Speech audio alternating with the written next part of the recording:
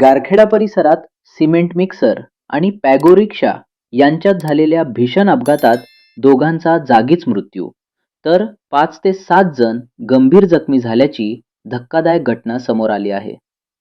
या अपघाताने संपूर्ण परिसरात हळहळ व्यक्त होत आहे. मिळालेल्या माहितीनुसार लग्नाच्या कार्यक्रमावरून परतणाऱ्या कुटुंबावर काळाने घाला घातला. अपघातात मृत्यू झालेल्या तरुणीचे अवघ्या महिन्याभरावर लग्न ठरले होते. त्यामुळे कुटुंबावर दुःखाचा डोंगर कोसळला आहे.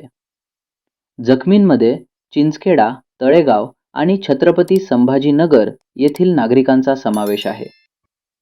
सर्व जखमींना तात्काळ जिल्हा रुग्णालयात दाखल करण्यात आले आहे. आज संध्याकाळी गारखेडा चिंचखेडा शिवारात अपघात झाल्याची खबर आम्हाला मिळाली.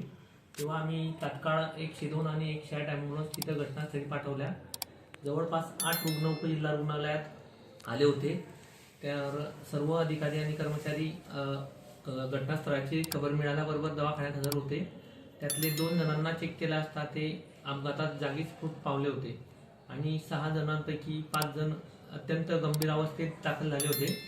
त्यांना प्रथमोपचार करून पुढील उपचारासाठी जळगाव जिल्हा येथे सामान्य रुग्णालयात रवाना केले आणि संबंधितांना नातेवाईकांसोबत कॉन्टॅक्ट ठेवण्यात आलेला आहे.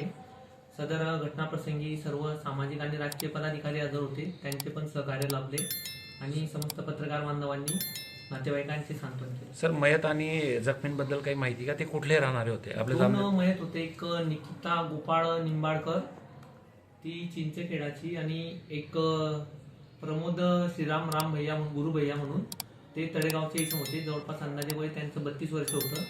आणि काही जखमी होते संभाजीनगर, UP आणि चिंचखेडामधील जखमी होते.